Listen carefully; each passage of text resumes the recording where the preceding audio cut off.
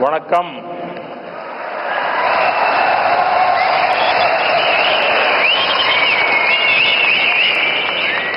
मंच पर विराजमान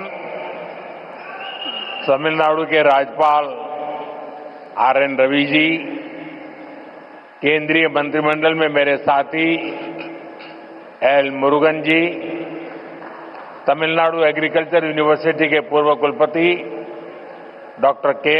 रामासामी जी, अलग अलग कृषि संगठनों से आए गणमान्य सभी महानुभाव, अन्य उपस्थित जनप्रतिनिधिगण, मेरे प्यारे किसान भाइयों और बहनों और देश भर में डिजिटल टेक्नोलॉजी के माध्यम से लाखों किसान हमारे साथ जुड़े हुए हैं. मैं यहां से उनको भी वणक्कम कहता हूं, नमस्कार कहता हूं. और सबसे पहले मैं आपकी भी और देश भर में जमा हुए मेरे किसान भाई बहनों की भी क्षमा मांगता हूं. मुझे आने में करीब करीब 1 घंटा देरी हो गई, क्योंकि मैं आज पुट्टपर्ती में सत्य साईं बाबा के कार्यक्रम में था, लेकिन वहां कार्यक्रम थोड़ा लंबा चल गया तो मुझे आने में विलंब हुआ. आप सबको जो असुविधा हुई, देश भर में मैं देख रहा हूं काफी लोग बैठे हैं, इसके लिए मैं आप सबकी क्षमा मांगता हूं. மேடையில் வீற்றிருக்கும் தமிழ்நாட்டின் ஆளுநர் ஆர்.என். ரவி அவர்களே, மத்திய அமைச்சரவையின் என்னுடைய சகாவான எல். முருகன் அவர்களே, தமிழ்நாட்டின் வேளாண் பல்கலைக்கழகத்தின் முன்னாள் துணைவேந்தர் முனைவர் கே. ராமசாமி அவர்களே, பல்வேறு விவசாய அமைப்புகளை சார்ந்த மதிப்பிற்குரிய மக்களே, வந்திருக்கின்ற மக்கள் பிரதிநிதிகளே, சகோதர சகோதரிகளே, வணக்கம். வணக்கம் உங்களுக்கு மட்டுமல்ல, இங்கு டிஜிட்டல் வழியாக பல்வேறு விவசாயிகள், நாட்டு மக்கள் எல்லோரும் இதை கண்டுகொண்டிருக்கின்றார்கள். அவர்களுக்கும் இந்த நாட்டு மக்களுக்கும் என்னுடைய நல்வணக்கங்களை தெரிவித்துக் கொள்கிறேன். மேலும் உரையை துவங்குவதற்கு முன்பாக உங்கள் அனைவரிடமும் சரி, நாட்டு மக்களிடமும் சரி, குறிப்பாக விவசாயிகளிடம் நான் என்னுடைய மன்னிப்பை கோர விரும்புகின்றேன். தவிர்க்க இயலாத ஒரு நிலையாக புட்டபர்த்தியிலே எனக்கு சற்று கால தாமதம் ஆகியபடியால் இங்கே உங்களை தாமசிக்க வேண்டி வந்திருக்கிறது. அதற்காகவும் உங்கள் மன்னிப்பினை நான் கோருகின்றேன். मैं जब पांडियन जी का भाषण सुन रहा था, मुझे लग रहा था अच्छा होता किसी ने मुझे बचपन में तमिल सिखाई होती तो मैं आज उस स्पीच का इतना आनंद ले सकता था, लेकिन मुझे वो सौभाग्य नहीं मिला. लेकिन जो कुछ मैं समझ पा रहा था, वो जलीकुट्टे की बात कर रहे थे, वे कोविड के समय जो कठिनाइयां हुई उसकी चर्चा कर रहे थे. लेकिन मैंने रवि जी को कहा है कि मुझे पांडियन जी के भाषण को हिंदी या अंग्रेजी में तैयार करके भेजे, मैं इसे पढ़ना चाहूंगा. लेकिन मैं उनकी भावना को पूरी तरह आत्मसात कर रहा था, मैं अनुभव कर रहा था, और मेरे लिए बहुत अच्छा पल था ये. நான் ஒரு முக்கியமான ஒரு விஷயத்தை உங்கள் முன்பாக பகிர விரும்புகின்றேன். பாண்டியன் அவர்கள் மிக அருமையாக உரையாற்றினார்கள். 10வது கைத்தட்டல். மேலும்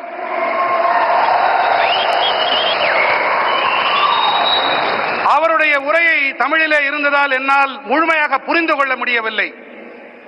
சிறு வயதில் நான் தமிழையும் கற்றிருக்கலாமே என்று அடிக்கடி நினைப்பதுண்டு. இன்று பாண்டியன் அவர்களுடைய உணர்வு பூர்வமான, உணர்வு மயமான இந்த உரை, அந்த முழுமையாக அதை புரிந்து கொள்ள முடியவில்லை என்றாலும் அந்த உணர்வு என்னை தொட்டது. மாண்புமிகு ஆளுநர் ரவி ஐயா அவர்களிடம் நான் விண்ணப்பித்திருக்கிறேன். பாண்டியன் அவர்கள் ஐயாவுடைய உரையை அதனை ஹிந்தி மொழியிலே அல்லது ஆங்கிலத்திலே மொழியாக்கம் செய்து எனக்கு தெரிவித்துக் கொடுக்குமாறு அவரிடம் விண்ணப்பித்திருக்கிறேன். जब मैं यहां मंच में आया तो मैं देख रहा था काफी किसान भाई बहन वो अपना गमछा घुमा रहे थे, तो मुझे लग रहा था कि बिहार की हवा मेरे आने से पहले पहुंच गई है। நான் இங்கே மேடையிலே வந்தபோது பல விவசாய வேளாண் குடிமக்கள் தங்களுடைய மேல் துண்டை அவர்கள் சுழற்றிக் கொண்டிருந்தார்கள். பீகாருடைய காற்று இங்கேயும் வீசுகிறதோ என்று என் மனம் அவாவியது.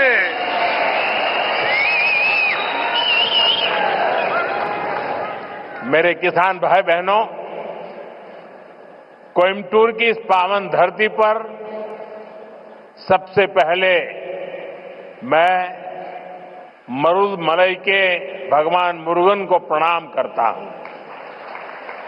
कोयम्बटूर कल्चर, कंपैशन और क्रिएटिविटी की भूमि है। ये शहर अपनी दक्षिण भारत की उद्यम शक्ति का पावर सेंटर है। கோயமுத்தூரின் இந்த புனிதமான மண்ணிலே மருதமலையில் குடிகொண்டிருக்கும் ஐயன் முருகனை நான் முதன்மையாக தலை வணங்குகின்றேன். கோயம்புத்தூர் என்பது கலாச்சாரம், கனிவு, கவின் படைப்பு திறன் ஆகியவற்றை தனக்கு சொந்தமாக்கிக் கொண்ட பூமி. இந்த நகரமானது தென் பாரதத்தின் தொழில் முனைவு ஆற்றலின் சக்தி பீடம். यहां का टेक्सटाइल सेक्टर देश की इकोनॉमी का बहुत बड़ा कंट्रीब्यूटर है और अब तो कोयम्बटूर एक और मायने में विशेष बन गया है। यहां के भूतपूर्व सांसद सीपी राधाकृष्णन जी अब उपराष्ट्रपति के तौर पर हम सबका मार्गदर्शन कर रहे हैं। இங்கே இருக்கும் ஜவுளித்துறை தேசத்தின் பொருளாதாரத்திற்கு பெரும் பங்களிப்பு அளிக்கக்கூடியது. மேலும் இப்போது கோயம்புத்தூர் மேலும் ஒரு காரணத்தால் சிறப்பு பெறுகிறது.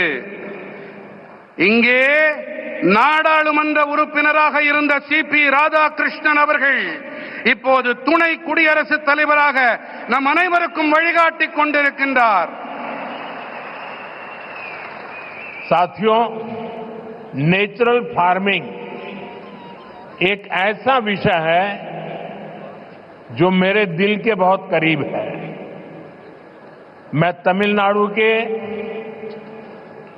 सभी किसान साथियों को south India natural farming summit के इस अभूतपूर्व आयोजन के लिए शुभकामनाएं देता हूं। और अभी मैं प्रदर्शनी देखने गया था। मुझे बहुत किसानों से बातचीत करने का सौभाग्य मिला और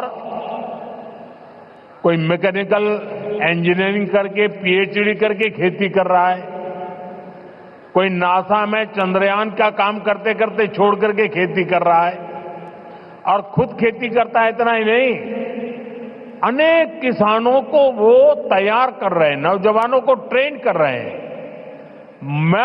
मुझे आज सार्वजनिक रूप से स्वीकार करना होगा,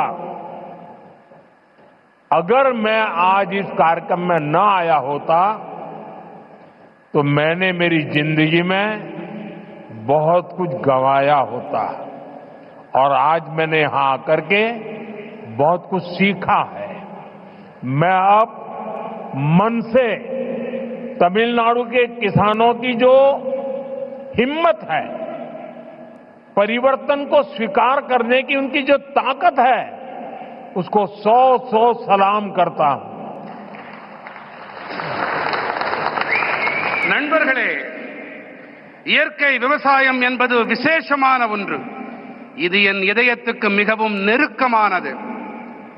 நான் தமிழ்நாட்டின் அனைத்து வேளாண் குடிமக்களுக்கும் நண்பர்களுக்கும் தென்னிந்திய இயற்கை விவசாய மாநாட்டின் பொருட்டு என் மனம் கனிந்த நல்வாழ்த்துக்களை தெரிவித்துக் கொள்கிறேன். அடுத்ததாக இங்கே மேடைக்கு வருவதற்கு முன்பாக நான் அங்கே காட்சிப்படுத்தப்பட்டிருக்கும் பல்வேறு அரங்குகளை சென்று பார்த்தேன். ஒருவர் இயந்திர பொறியியலில் முனைவர் பட்டம் பெற்ற பிறகு விவசாயத்திற்கு வந்திருக்கிறார். ஒருவர் இஸ்ரோவை விட்டுவிட்டு அந்த வேலையை விட்டுவிட்டு இங்கே வேளாண் தொழிலை புரிய வந்திருக்கின்றார். இவர்களுடைய இந்த பணி கருத்தூக்கம் அளிக்க வல்லது. இவர்கள் மட்டும் கருத்தூக்கம் தங்களுக்கு அளித்துக் கொள்ளவில்லை, இவர்கள் மற்றவர்களுக்கும் உத்வேகம் அளிக்கின்றார்கள், அவர்களுக்கும் பயிற்சி அளித்து வேளாண் தொழிலை முன்னெடுத்து செல்லுகின்றார்கள், புதிய புதிய உத்திகளையும் வழிமுறைகளையும் கைக்கொண்டு. ஒருவேளை நான் இங்கே வாராது போயிருந்தால் நான் பல விஷயங்களை தெரிந்து கொள்ளாமல் போயிருப்பேன், என்னுடைய கற்றல் குறைந்து போயிருக்கும்.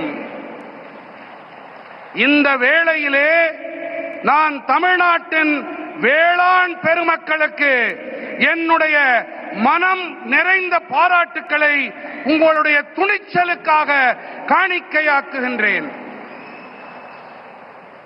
यहाँ किसान भाई बहन, एग्रीकल्चर साइंटिस्ट, इंडस्ट्री से जुड़े साथी, स्टार्टअप और इनोवेटर्स सब एक साथ जुटे हैं. मैं आप सभी का बहुत बहुत अभिनंदन करता हूं. இங்கே வேளாண் சகோதர சகோதரிகளும் விவசாய அறிவியலாளர்களும் தொழில் துறையோடு இணைந்த நண்பர்களும் ஸ்டார்ட் அப்புகளும் புதுமைகள் கண்டுபிடிப்பாளர்களும் ஒன்றாக இணைந்திருக்கின்றார்கள். நான் உங்கள் அனைவருக்கும் என் வாழ்த்துக்களை தெரிவித்துக் கொள்ளுகின்றேன். साथियों, आने वाले वर्षों में मैं भारत की खेती में कई बड़े बदलाव होते देख रहा हूं. भारत नेचुरल फार्मिंग का ग्लोबल हब बनने के रास्ते पर है. हमारी बायोडायवर्सिटी एक नया आकार ले रही है. देश के युवा भी अब एग्रीकल्चर को एक मॉडर्न स्केलेबल अपॉर्चुनिटी के रूप में देख रहे हैं. इससे देश की रूरल इकोनॉमी को बहुत बड़ी ताकत मिलने जा रही है. நண்பர்களே, வரவிருக்கின்ற ஆண்டுகளிலே பாரதத்தின் வேளாண் துறையில் பல பெரிய மாறுதல்கள் ஏற்படவிருப்பதை நான் காண்கின்றேன். பாரதம் இயற்கை விவசாயத்தின் உலகளாவிய மையப்புள்ளியாக ஆகும் பாதையிலே பயணிக்க தொடங்கி இருக்கின்றது. நம்முடைய உயிரி பன்முகத்தன்மை ஒரு புதிய வடிவத்தை எடுத்து வருகின்றது. தேசத்தின் இளைஞர்களும் கூட இப்போது விவசாயத்தை நவீனமானதாகவும் அளவிடக்கூடிய சந்தர்ப்பமாகவும் காணத் தொடங்கி இருக்கின்றார்கள். முக்கியமாக இதனால் ஊரக பகுதி பொருளாதாரம் மேம்படும் என்பதை அறுதியிட்டு என்னால் சொல்ல முடியும். मेरे किसान भाई बहनों, बीते 11 वर्षों में देश के पूरे कृषि सेक्टर में बहुत बड़ा परिवर्तन हुआ है. हमारा एग्रीकल्चरल एक्सपोर्ट करीब करीब 2 गुना हुआ है.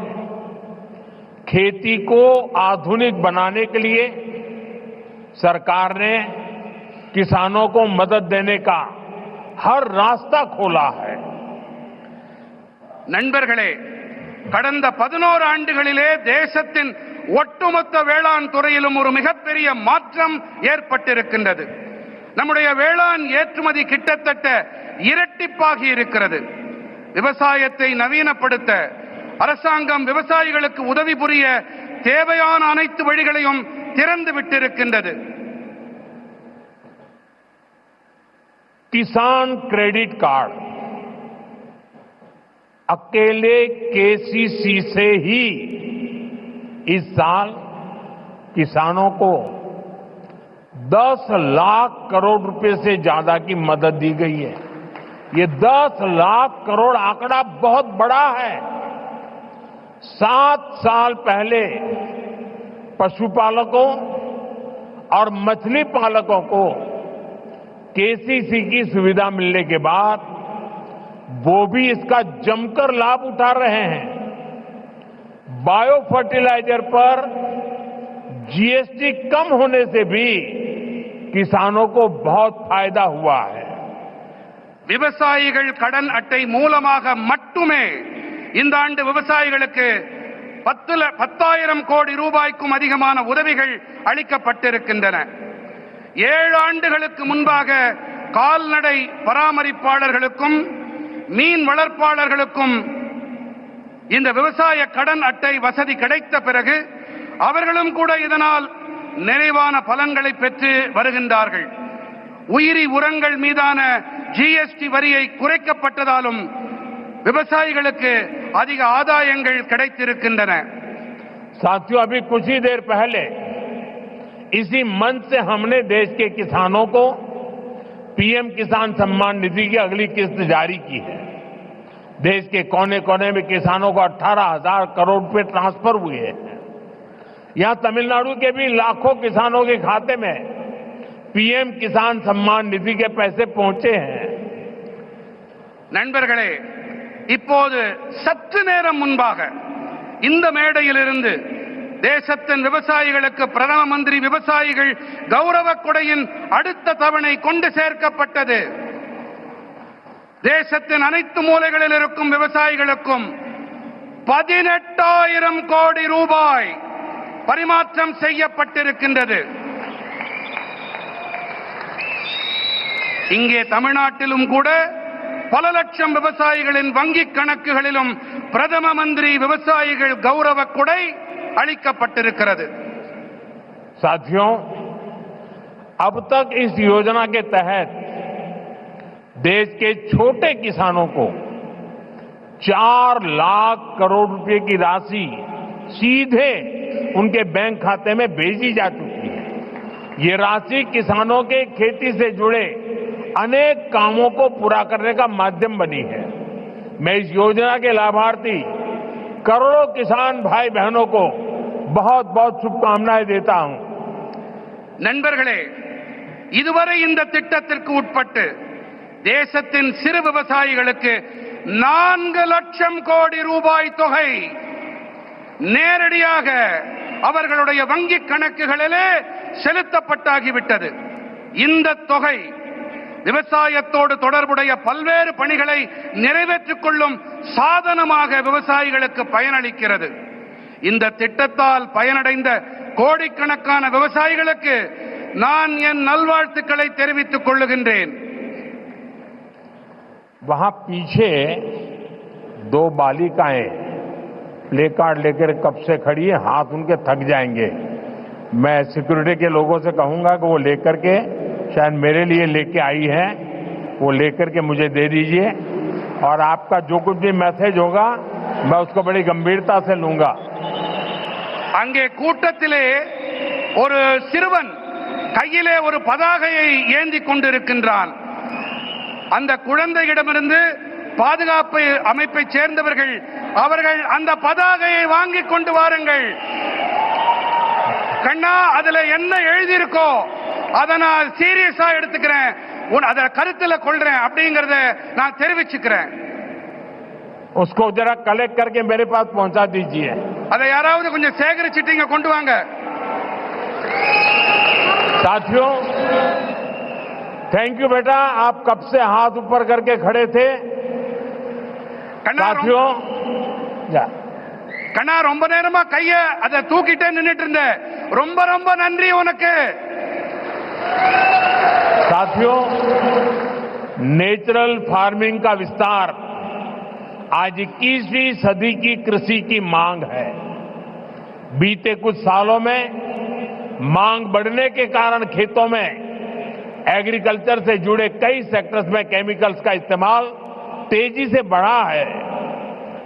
நண்பர்களே, இயற்கை வேளாண்மையின் விரிவாக்கம் என்பது இன்று 21ஆம் நூற்றாண்டு வேளாண்மையின் தேவை.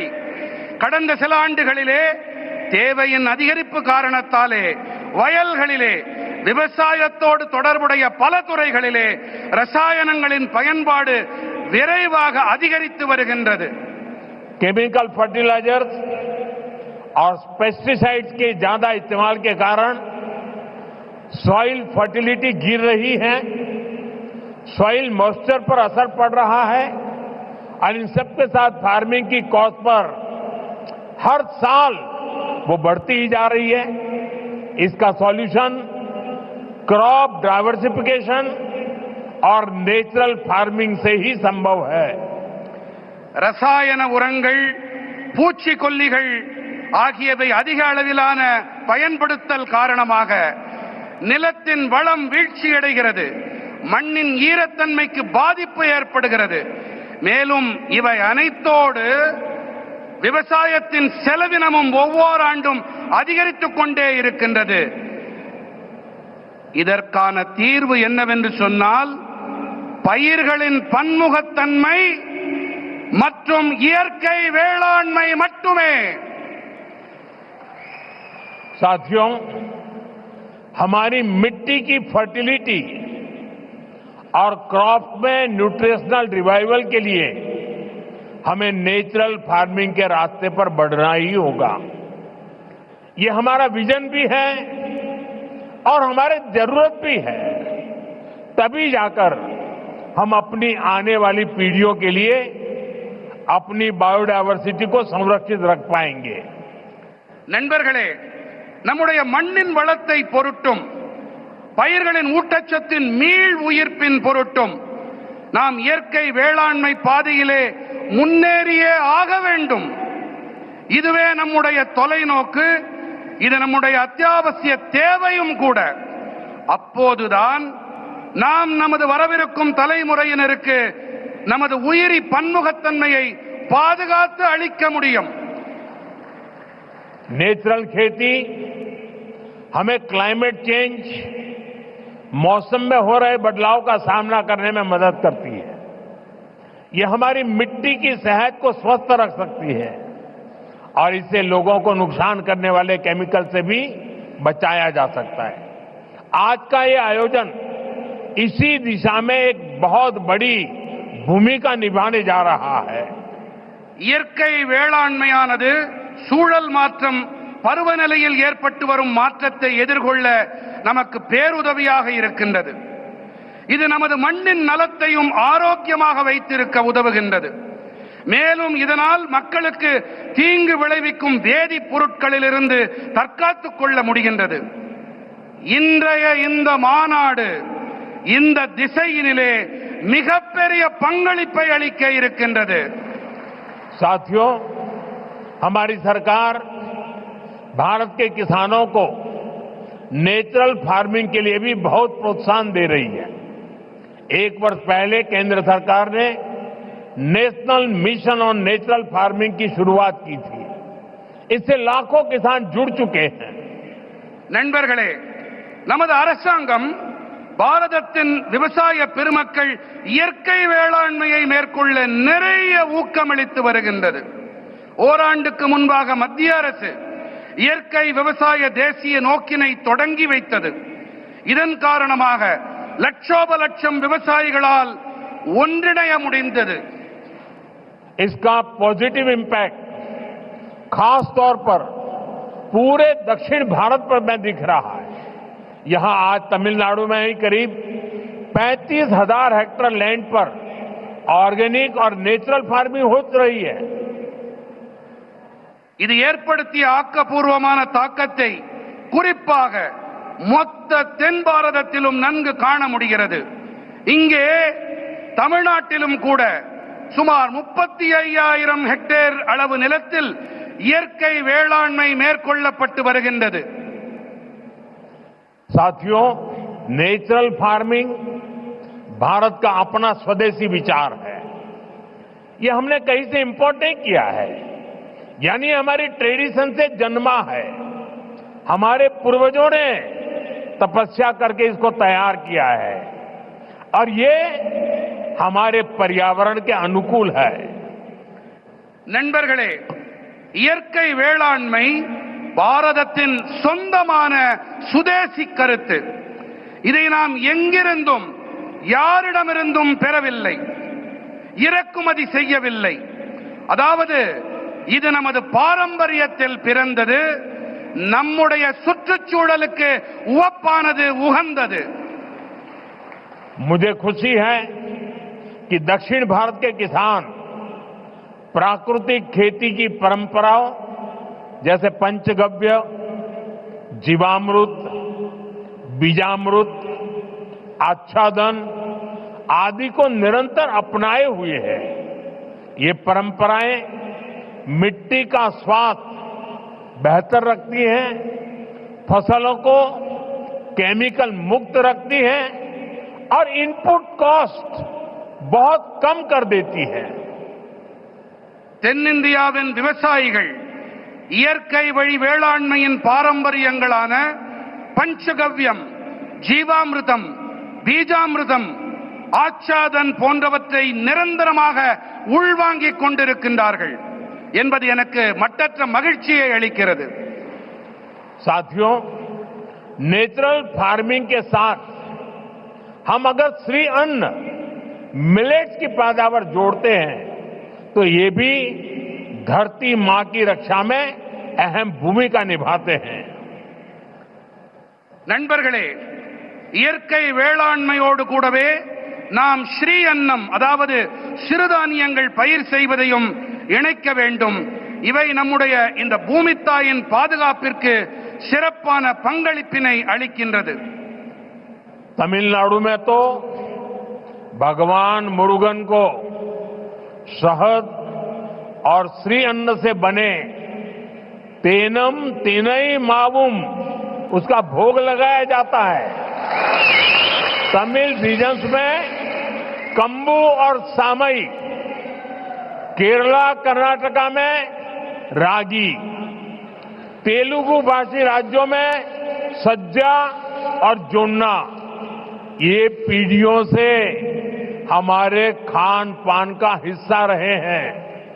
நம்முடைய தமிழ்நாட்டிலே முருகப்பெருமானுக்கு தேனும் தினை மாவையும் कि हमारा ये सुपर फूड दुनिया भर के बाजारों तक पहुंचे और वैश्विक बाजार में इनकी पहुंच बढ़ाने में natural farming, chemical free farming को भी इसकी भी बहुत बड़ी भूमिका है।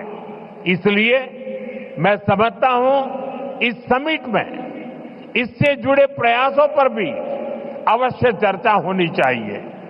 நம்முடைய அரசின் முயற்சி என்னவென்றால் நமது இந்த சூப்பர் உணவானது உலகெங்கிலும் இருக்கும் சந்தைகள் வரை சென்று சேர வேண்டும் என்பதுதான்। மேலும் உலகளாவிய சந்தைகளிலும் இவற்றின் வீச்சினை அதிகரிக்க இயற்கை வேளாண்மை, ரசாயனங்கள் இல்லா வேளாண்மை ஆகியவற்றுக்கு மிகப்பெரிய பங்களிப்பு இருக்கின்றது।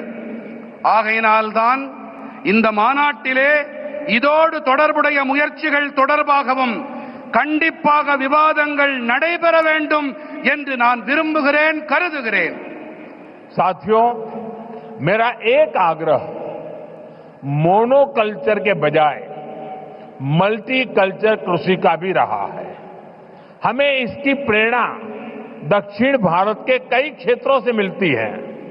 நண்பர்களே, ஒற்றை பயிருக்கு பதிலாக பல்வகை பயிர் வேளாண்மை இருக்க வேண்டும் என்பதே என்னுடைய ஆழமான விருப்பம்। இதற்கான கருத்தூக்கம், உத்வேகம் தென் பாரதத்தின் பல பகுதிகளில் இருந்து நமக்கு கிடைக்கின்றது। अगर हम केरला या कर्नाटका के हिली एरियाज में जाए तो हम मल्टी स्टोरी एग्रीकल्चर के उदाहरण दिखते हैं। एक ही खेती में नारियल, सुपारी और फ्रूट प्लांट्स होते हैं। इनके नीचे मसालों और काली मिर्च की खेती होती है। यानी छोटे से हिस्से में ही इतनी सारी चीजों को पूरी व्यवस्था बनाकर उगाया जा सकता है। यही नेचुरल फार्मिंग का भी मूल दर्शन है। நாம் கேரளம் அல்லது கர்நாடகத்தின் மலைப்பாங்கான பகுதிகளுக்கு சென்றோமேயானால் அங்கே பல்லடுக்கு வேளாண்மையை நம்மால் காண முடியும்। ஒரே வயலிலே தென்னை, பாக்கு, பழமரங்கள் ஆகியவை இருக்கும்। இவற்றுக்கு இடையே கீழே ஊடுபயிராக மசாலா பொருட்கள், மிளகு போன்றவை பயிர் செய்யப்படுகின்றன। அதாவது ஒரு சின்ன பகுதியிலேயே கூட இத்தனை பயிர்களுக்கும் நிறைவான ஏற்பாடுகளை செய்து பயிர் செய்விக்க முடியும்। இதுதான் இயற்கை வேளாண்மையின் அடிப்படை கோட்பாடு. खेती के इस मॉडल को हमें पान इंडिया लेवल पर आगे ले जाना है. मैं राज्य सरकारों से भी कहूंगा कि वो इस पर विचार करें कि कैसे हम इन प्रैक्टिस को देश के अलग अलग भूभागों में लागू कर सकते हैं. விவசாயத்தில் இந்த மாதிரியை நாம் இந்தியா நடுக கொண்டு செல்ல விரும்புகின்றோம். இதன் மீது கவனத்தை செலுத்த வேண்டும் என்று நான் மாநில அரசுகளிடம் வேண்டிக் கொள்ளுகின்றேன். அதாவது எப்படி இந்த வழிமுறைகளை தேசத்தின் பல்வேறு பகுதிகளிலும் அமல் செய்வது என்பதை நாம் ஆராய வேண்டும். साथियों, साउथ इंडिया एग्रीकल्चर की एक लिविंग यूनिवर्सिटी रहा है. इसी भूभाग पर दुनिया के सबसे पुराने फंक्शनिंग डैम्स बने. यहां 13वीं सेंचुरी में कलिंग रायन कैनाल बनी. यहां के मंदिरों के तालाब डिसेंट्रलाइज्ड वाटर कंजर्वेशन सिस्टम का एक मॉडल बने. நண்பர்களே, தென்னிந்தியா விவசாயத்தின் ஒரு வாழும் பல்கலைக்கழகமாக இருந்து வருகின்றது. இந்த பகுதியிலே உலகத்தின் மிக பழமையான இன்றும் கூட செயல்பட்டு வரும் அணைகள் உருவாக்கப்பட்டிருக்கின்றன. இங்கே 13ஆம் நூற்றாண்டைச் சேர்ந்த கலிங்கராயன் கால்வாய் உருவாக்கப்பட்டது. இங்கே இருக்கும் ஆலயங்களில் அமைந்த பரவலாக்கப்பட்ட நீர் பராமரிப்பு முறைகள், குளங்கள், அவை ஒரு மாதிரி ஆயின. इसी धरती ने नदियों के जल को नियंत्रित कर इसे खेती के लिए इस्तेमाल करने का मॉडल दिया. इसी धरती ने हजारों वर्ष पहले इतनी साइंटिफिक वाटर इंजीनियरिंग की है. इसलिए मेरा विश्वास है देश और दुनिया को नेचुरल फार्मिंग में लीडरशिप भी इसी भूभाग से मिलेगी. இந்த மண்ணின் ஓடு நதிகளின் நீரை நெறிப்படுத்தி இதை விவசாயத்திற்காக பயன்படுத்தியது இது ஒரு மாதிரியாக உருவானது. இந்த மண்ணில் ஆயிரக்கணக்கான ஆண்டுகளாக அறிவியல் பூர்வமான நீர் பொறியியல் மேற்கொள்ளப்பட்டு வருகின்றது. அந்த வகையிலே தேசத்திலும் சரி உலகிலும் சரி இயற்கை வேளாண்மைக்காக தலைமை ஏற்பு என்றால் அதுவும் கூட இந்த நிலப்பகுதியிலிருந்துதான் கிடைக்கும் என்பது என்னுடைய அசையா நம்பிக்கை. साथियों, विकसित भारत के लिए एक फ्यूचरिस्टिक एग्रीकल्चर इकोसिस्टम बनाने के लिए हम सभी को एक साथ मिलकर काम करना होगा. நண்பர்களே, வளர்ச்சியடைந்த பாரதத்திற்காக வருங்கால விவசாய சூழல் அமைப்பினை உருவாக்குவதற்காக நாம் அனைவரும் இணைந்து பணிபுரிய வேண்டும். मैं देश भर के मेरे किसान भाई बहनों को, तमिलनाडु के मेरे किसान साथियों से कहूंगा कि आप 1 एकड़ 1 सीजन से शुरुआत करें. यानी आप एक सीजन में 1 एकड़ भूमि पर अपने खेत में 1 एकड़ एक कोने में नेचुरल फार्मिंग करके देखें. वहां से जो नतीजे मिलेंगे उनके आधार पर आप दूसरे साल और ज्यादा करें, तीसरे साल और ज्यादा करें और आप आगे बढ़े. நான் நம்முடைய தேசத்தின் விவசாயிகளாகட்டும், இங்கே தமிழ்நாட்டின் விவசாய பிரதிநிதிகளாக இங்கே கூடியிருக்கும் வேளாண் துறை சகோதர சகோதரிகளாகட்டும், நீங்கள் அனைவரும் 1 ஏக்கர் 1 பருவம் என்பதிலிருந்து தொடங்குங்கள். அதாவது நீங்கள் ஒரு பருவ காலத்தில் 1 ஏக்கர் நிலத்தில் இயற்கை விவசாயம் செய்வதை தொடங்குங்கள். அதிலிருந்து உங்களுக்கு என்ன பலன்கள், என்ன விளைவுகள் கிடைக்கிறதோ அதை பொறுத்து விரிவாக்கம் செய்யுங்கள் என்று நான் என்னுடைய விவசாய சகோதர சகோதரிகளிடம் கேட்டுக்கொள்ளுகின்றேன். मैं सभी साइंटिस्ट और रिसर्च इंस्टीट्यूशन से भी आग्रह करूंगा कि नेचुरल फार्मिंग को एग्रीकल्चर करिकुलम का मुख्य हिस्सा बनाएं। आप गांव में जाकर किसानों के खेत को अपनी लैब बनाएं। हमें हर हाल में नेचुरल फार्मिंग को साइंस बैक्ड मूवमेंट बनाना होगा। இயற்கை விவசாயத்தை வேளாண் பாடத்திட்டத்தில் முக்கியமான பங்காக ஆக்குங்கள். கிராமங்களுக்கு சென்று விவசாயிகளின் வயல்களை உங்களுடைய பரிசோதனை கூடங்களாக ஆக்குங்கள் என்று நான் அனைத்து அறிவியலாளர்களிடமும் ஆய்வு நிறுவனங்களிடமும் வேண்டிக் கொள்ளுகின்றேன். நாம் எப்படியாவது நாம் இயற்கை விவசாயத்தை அறிவியல் சார்புடைய இயக்கமாக ஆக்க வேண்டும். नेचुरल फार्मिंग के इस अभियान में राज्य सरकारों और एफपीओज की बड़ी भूमिका और बहुत बड़ी भूमिका है। बीते कुछ सालों में देश में 10,000 किसान उत्पाद संघ एफपीओज बने हैं।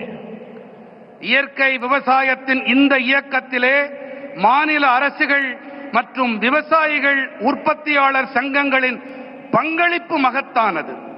கடந்த சில ஆண்டுகளிலே தேசத்தில் 10,000 விவசாயிகள் உற்பத்தியாளர் அமைப்புகள் உருவாகி இருக்கின்றன. एफपीओज के सहयोग से हम किसानों के छोटे छोटे समूह क्लस्टर्स बनाए, वहीं पर सफाई, पैकिंग, प्रोसेसिंग की सुविधा दें और इनेम जैसे ऑनलाइन बाजार से सीधे जोड़े। इससे प्राकृतिक खेती से जुड़े किसानों को और लाभ होने की संभावना होगी। விவசாயிகள் உற்பத்தியாளர்கள் சங்கங்களின் உதவியோடு நாம் விவசாயிகளின் சின்ன சின்ன குழுக்களை உருவாக்கி இருக்கின்றோம். அவர்களுக்கு சுத்தப்படுத்தல், பேக்கிங், பதப்படுத்தல் வசதிகளை செய்து தர வேண்டும். மின்னணு சந்தை போன்ற இணையவழி சந்தைகளோடு நேரடியாக இணைக்க வேண்டும். இதன் வாயிலாக இயற்கை வேளாண்மையோடு இணைந்த விவசாயிகளுக்கு மேலும் லாபம் கிடைக்கும் சாத்தியக்கூறுகள் உண்டாகும். जब हमारे किसान का पारंपरिक ज्ञान, विज्ञान की ताकत और सरकार का समर्थन तीनों जुड़ जाते हैं तो किसान भी समृद्ध होगा और हमारी धरती मां भी स्वस्थ रहेगी. நமது விவசாயிகளின் பாரம்பரியமான ஞானம், அறிவியலின் பலம், அரசாங்கத்தின் ஆதரவு ஆகிய இந்த மூன்றும் இணையும் போது விவசாயிகளும் வளம் பெறுவார்கள், தன்னிறைவு அடைவார்கள். அதோடு கூடவே நம்முடைய பூமி தாயும் ஆரோக்கியமாக இருக்கின்றாள். साथियों, मेरा पक्का विश्वास है ये समिट और खास करके हमारे किसान भाई बहनों ने जो नेतृत्व दिया है, इस समिट से देश में नेचुरल फार्मिंग को एक नई दिशा मिलने वाली है. यहां से नए आइडियाज, नए सॉल्यूशंस निकलेंगे.